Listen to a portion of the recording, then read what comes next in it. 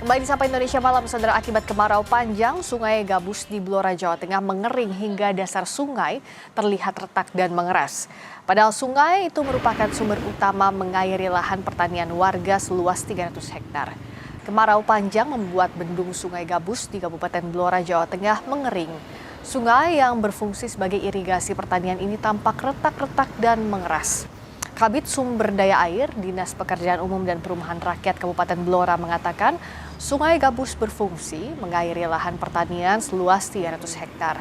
Dengan kondisi saat ini, Sungai Gabus sudah tidak lagi mampu mengairi lahan pertanian. Saat ini, sebagian lahan pertanian dibiarkan tandus karena tidak ada suplai air.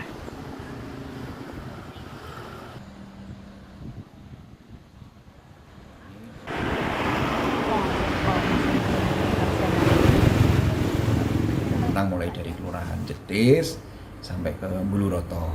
Nah, kalau dampaknya, kalau kekeringan seperti ini memang akhirnya ya di musim yang ketiga ini pemenuhan untuk kebutuhan air irigasi yang memang tidak bisa terpenuhi dan terlayani dengan baik.